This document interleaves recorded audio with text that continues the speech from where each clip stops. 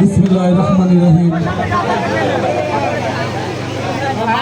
সম্মানিত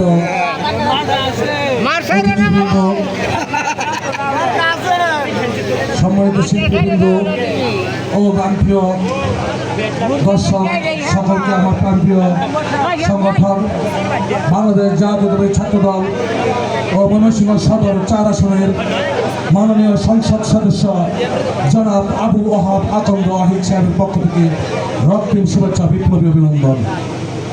আজকে আমরা দেখেছি এই লোকসঙ্গীত হাজার বছরের ঐতিহ্য, দিন দিন এই লোকসঙ্গীত আধুনিক গানের তুলনায় দিন দিন তলিয়ে যাচ্ছে।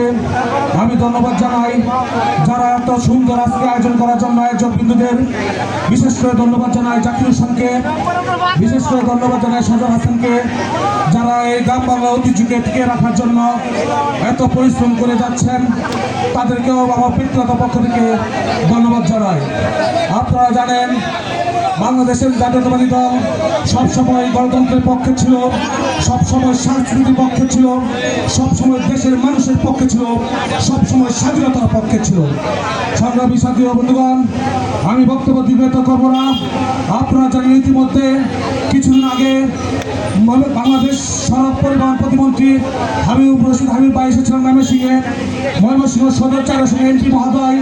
তাকে নিয়ে কাছারিঘাট পর্যন্ত কাছারিঘাটের বৃষ্টির সম্পর্কে বলেছেন।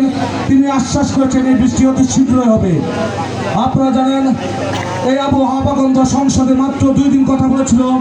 2 দিনে আমাদের চরের কথা বলেছে, চরের মানুষের কথা বলেছে, চরের উন্নয়নের কথা বলেছে। তিনি আমাকে ফোন দিয়ে বলেছেন একটি রাস্তার কথা।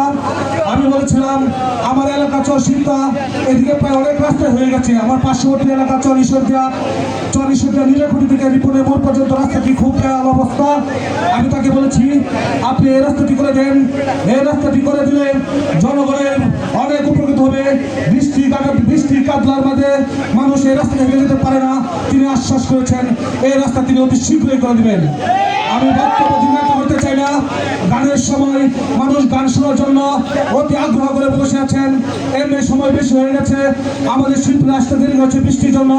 সকলের কাছে আমার জন্য দোয়া চেয়ে, আমার নেতা জনাব আবু ওহাব আকন্দের জন্য দোয়া চেয়ে আমার সংক্ষিপ্ত বক্তব্য শেষ করছি।